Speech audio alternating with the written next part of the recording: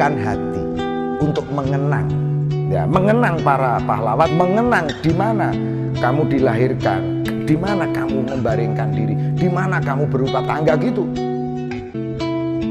Orang menyebut syirik, padahal tahiyatul masjid ya menghormati masjid, tapi kan masjid bukan berhala, bendera juga bukan berhala. Selayaknya kita menghormati para pahlawan yang telah gugur di medan laga demi kita anak cucunya yang menikmati dengan aman dan damai.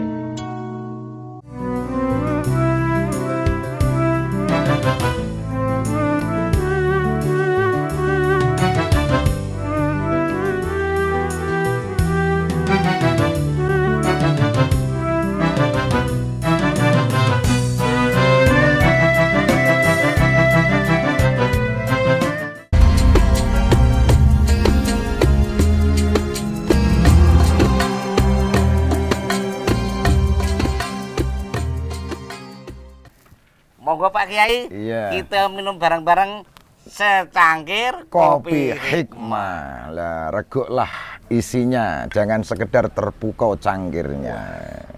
Seger. Amalan agama begitu, jangan diketahui, laksanakan.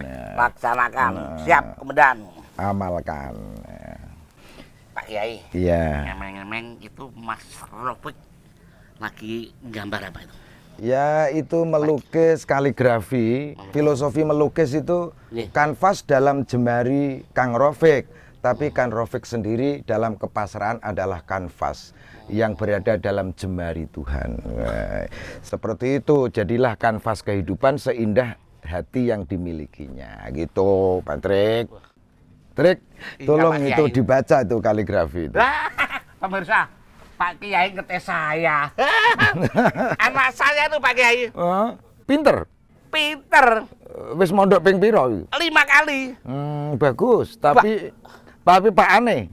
Leto. Lah sakjane kuwi anak itu nyanyian hati orang tua, sakjane anake we koyo ngono. Lah Pak Ane koyo apa pintere ngono?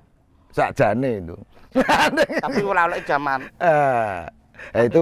Itu bunyinya hubbul waton minal iman. Oh. Piye? Hubbul waton waton minal Minal iman. iman. Artinya Cinta tanah air tanah air. sebagian dari iman. Iman. NKRI harga mati. Ini hubbul waton sesuai dengan tema kita, cinta tanah air. Cinta tanah air. Nah, itu penting. Penting ya. Ya, karena memang Gusti Allah itu menyatakan ya ayuhan nasu inna khalaqnakum min dzakari wa unsa wa ja'alnakum syu'uba wa qabaila lita'arafu. Jadi, hei manusia, kami ciptakan laki dan perempuan supaya kamu bersuku-suku, berbangsa-bangsa untuk saling mengenal. Jadi legitimasi kebangsaan, nasional kebangsaan itu memang legitimasi langsung dari Allah yang diapresiasi untuk saling mengenal, bukan bentrok, bukan gegeran, bukan tawuran. Lah seperti itu. Tema ini begitu urgen untuk berkaitan dengan ya kehidupan secara luas di dunia ini. Kita punya tanah air Indonesia gitu. Indonesia tanah air Beta gitu. Itu kesenangan Gusmus itu lagu itu, sambil menangis lagi kalau nyanyi itu. Iya. meresapi. Merasapi. Gusmus kalau berdendang ini berurai air mata. Mengingat masa lalu. Ya dilanjut apa enggak itu? Perjuangan. Indonesia tanah air beta Pusaka abadi nan jaya.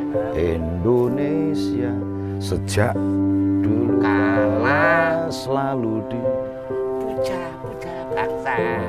di sana tempat Lahir beta dibuai dibesarkan bunda, tempat berlindung di hari tua sampai akhir menutup mata. Wah, itu ini begitu penting karena banyak kejadian di negara itu soal nasionalisme ini tidak dipentingkan, akhirnya yang dibesar-besarkan faham di dalam intern satu agama semisal, itu melahirkan adu domba antar satu dengan yang lain, akhirnya negara chaos.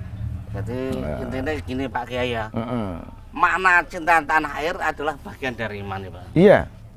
Jadi penting banget ya. Iman mencahayai semua lini kehidupan, termasuk salah satunya adalah cinta tanah air yang dilegitimasi oleh Allah dalam ayat tersebut. Jadi tidak salah dalam kaitan mencintai tanah airnya sendiri. Dan tanah air sendiri itu memiliki dasar ideologi yang tidak sama dengan negara-negara lain. Dan itu seandainya beda, bukan untuk saling bentrok, tapi saling mengenal. Lita'arofu. Saling mengenal satu sama lain. Wah, itu sesuai dengan kehidupan kita ya. Hidup itu ya bersaudara, bersama. Kalau ditulis dalam itu Bhinneka Tunggal Ika, dicengkeram oleh burung Garuda. Berbeda-beda, tetap satu juga. Dan itulah yang kita bahas nasionalisme sekarang ini. Mari Pak Kiai, kita minum lagi biar tenggorokannya nggak kering. Rego ngopi lagi. Rego ngopi lagi. Ngopi hikmah. Kapan minum ya? Pak Kiai, nyun sewu ya. Saya mau ke belakang dulu. Iya, silahkan.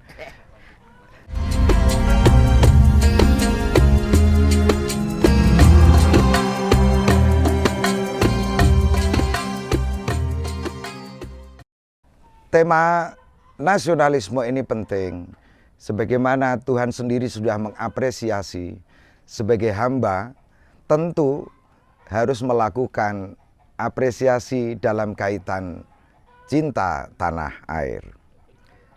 Kalau dikaitkan dengan pesan-pesan dari Rasulullah Shallallahu Alaihi Wasallam, irhamu man fil ard, yarhamkum man fis sama. Cintailah apa yang di bumi, maka yang di langit akan mencintai.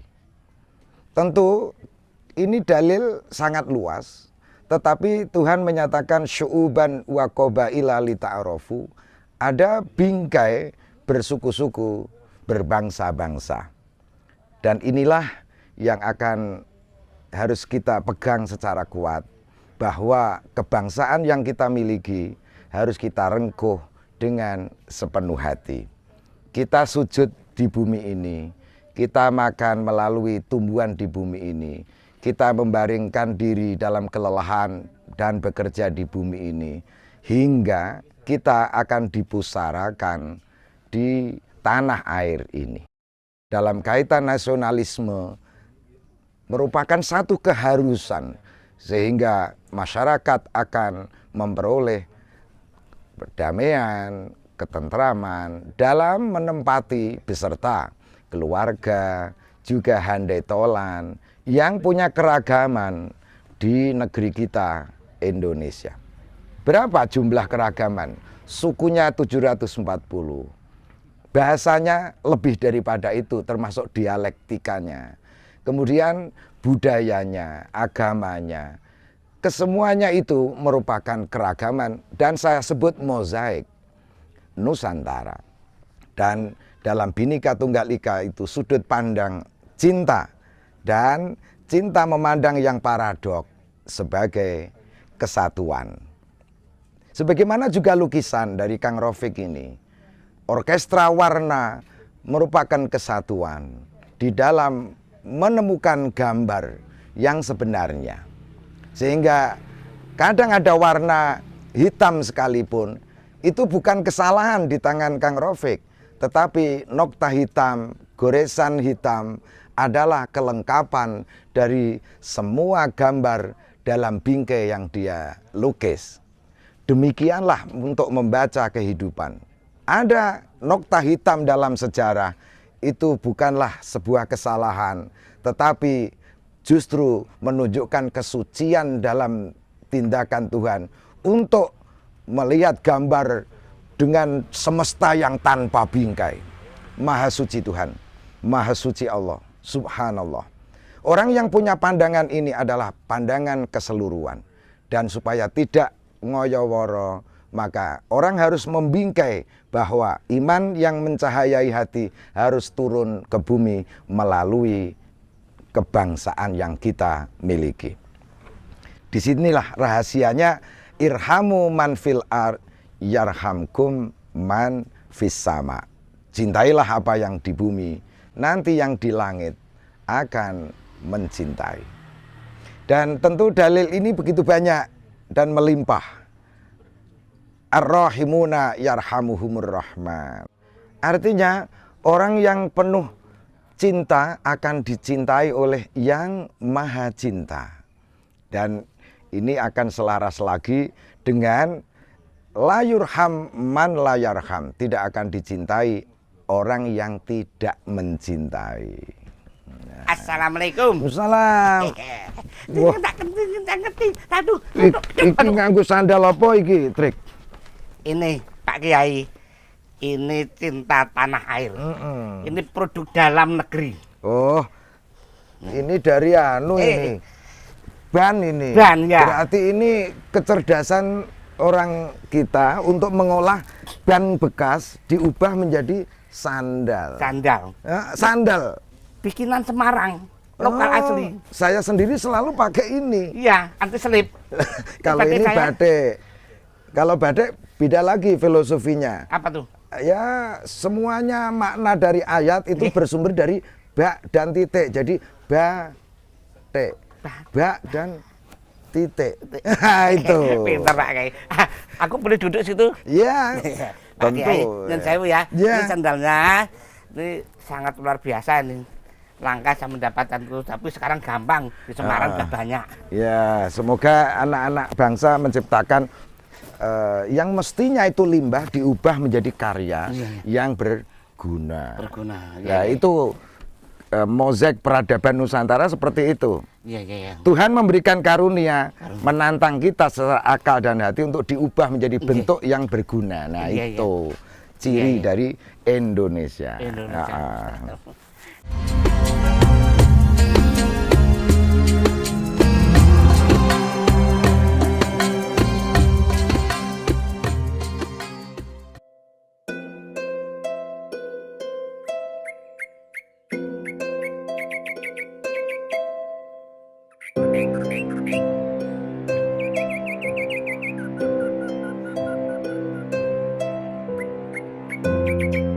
Jadi tadi soal hubul waton minal iman ini menjadi sebuah tema penting pada saat sekarang ini dan saat kapanpun juga. Pak Kiai, ngemeng-ngemeng religius, tapi tidak nasional itu gimana? Zaman sekarang tuh, wah gayanya sholat zuhur, wah gayanya wah sok semangat gitu, tapi nilai-nilai nasionalisme itu kurang loh. Wah. Apa tulasan harusnya bendera ini enggak ikutan, terus nyanyi enggak bisa. Apa meneh menghormati. Wah. Orang menyebut syirik, padahal tahiyatul masjid ya menghormati masjid, tapi kan masjid bukan berhala, bendera juga bukan berhala. Selayaknya kita menghormati para pahlawan yang telah gugur di medan laga demi kita anak cucunya yang menikmati dengan aman dan damai, kan gitu. Jadi kalau pertanyaanmu bagaimana orang yang nampak religius tetapi kemudian dia tidak nasionalis, itu pertanda bahwa yang dibesar-besarkan itu faham yang dia miliki, dan itu nanti menjadi celah akan dimasuki oleh pihak luar untuk diadu domba. Gampang ya. Sehingga bentrok antar faksi dalam satu agama. Bagaimana kemudian agama antar faham saja bentrok, kemudian agama bicara tentang cinta kepada pihak lain, itu tidak bisa. Tidak bisa. Bagaimana kamu bicara cinta tapi stok hatimu tak memilikinya? Bagaimana kamu punya agama yang mendidik persatuan tapi kau sendiri tidak bersatu? Gitu loh Mas Petri. Jadi ini jawabannya adalah dia harus melebar untuk mencintai bangsanya. Soalnya kalau tidak dia akan terjebak kepada faham yang hanya dimiliki yang akan mudah diadu domba oleh pihak-pihak tertentu. Ya, itu. Jangan gampang anak-anak muda sekarang jadi berubah, apalagi dengan iming-iming. Dan itu tidak pas dengan dawuhe Allah itu tadi untuk menghargai negara ya, yang sudah dilegitimasi. Nah, ini itu Mas Patrick. Ya, lah itu rahasianya dari kenapa orang itu beragama dengan intent tetapi tidak memiliki nasionalisme, karena dia terjebak kepada aspek entah itu keberagamaan yang ekstrinsik kita simbolik ya, tapi tidak bisa komunal untuk memahami secara intern di dalam agama yang lain. Terus emeng-emeng Pak Kiai, ini yang penting juga ini gimana ya untuk menumbuhkan rasa nasionalisme untuk kalangan milenial saat ini. Sekarang udah berangsur-angsur udah berkurang loh Pak Kiai. Jadi cara menumbuhkan sifat nasionalisme gitu loh Pak. Aku ndelokke kowe kok melu semangat nih. Nah iya, saya tuh walaupun sudah tua, gemes saya sama anak muda.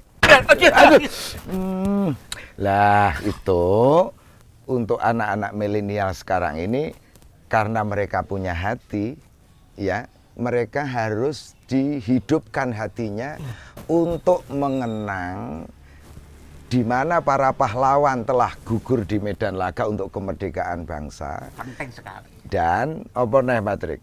Mereka harus punya hati untuk mengenang di mana dia dilahirkan, di mana dia minum air, di mana dia makan dari hasil buminya, di mana dia harus dipusarakan. Seperti tembang tadi, sampai akhir menutup mata. Nah, iya, sekarang tuh memang harus digalakkan nyanyi-nyanyi. Tapi ada syaratnya, hidupkan hati untuk mengenang.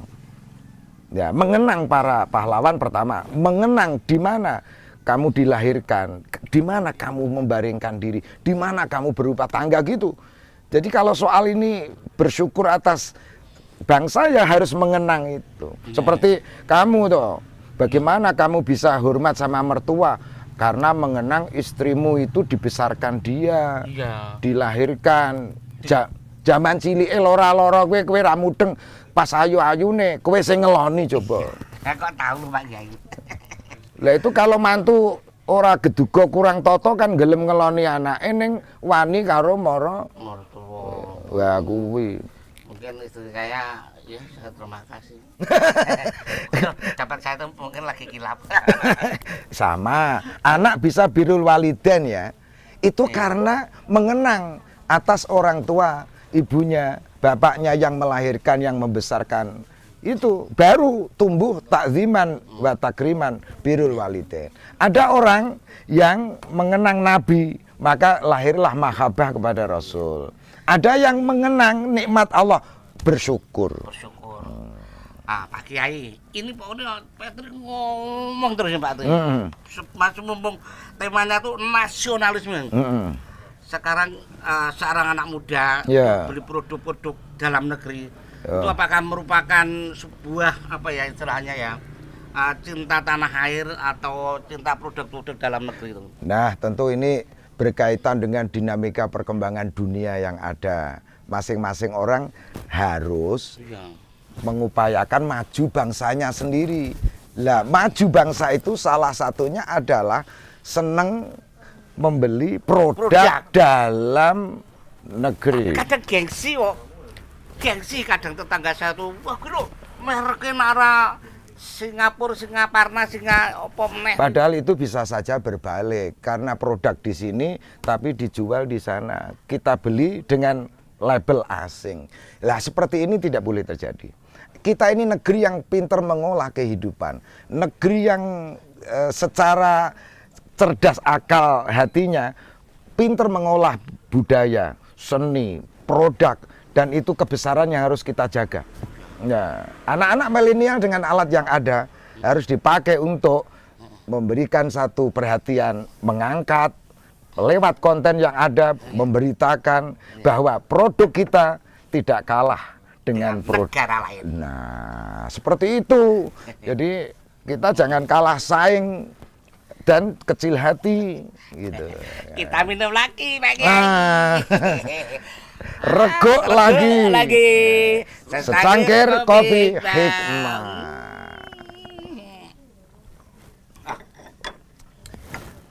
Pak Kiai, Patrick mau ngemeng-ngemeng lagi. Terus dari ngobrol-ngobrol tadi, kesimpulannya untuk para anak muda, Ya kita semua juga. pesan-pesannya itu untuk nasionalisme gimana? Ya, pertama teman-teman, berkaitan dengan nasionalisme, ini legitimasi Gusti Allah bahwa bersuku-sukur, berbangsa-bangsa itu sudah dari sononya, ya. Itu yang harus disadari bersama. Setelah itu kita lantas mengisi nasional tersebut dengan cara mengolah tanah air. Dengan mengolah tanah air dengan segala sisi, maka negeri kita akan punya martabat dan kemandirian. Berwibawa di negara lain. Dan itulah makna yang dilukis oleh yang ditulis oleh Kang Rafiq. Hubbul waton minal iman. Ya, cinta tanah air, sebagian dari iman. Iman begitu luas, tetapi mencahayai dalam aplikasi salah satunya adalah tanah air Indonesia.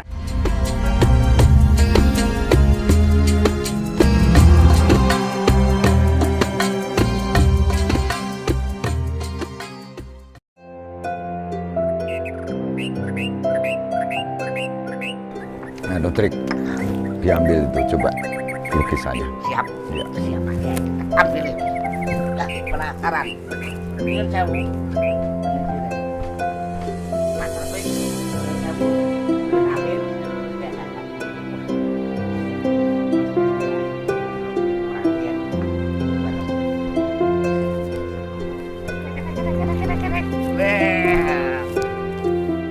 Gimana? Wah, ini lukisan yang sangat ya indah. Indahnya terletak pada nilai yang dikandungnya sesuai dengan tema Kang Rafiq. Di mana tema kita tentang nasionalisme. Di mana ini ada tulisan yang kita bahas, hubbul waton minal iman. Dan ini ada Ini ada orang lagi sujud di tanah. ya, di situ hati harus hidup mengenang di mana kita ini sujud, di mana kita ini minum, di mana kita makan dari sumber tanah air, di mana kita juga termasuk berumah tangga, termasuk nanti di pusara. Dan sujud ini apresiasi Islam terhadap bumi yang kita huni dalam bingkai kebangsaan yang kita miliki. Betul kayak Peter ya. Iya. Ini memang menggambarkan dirimu supaya cinta tanah air.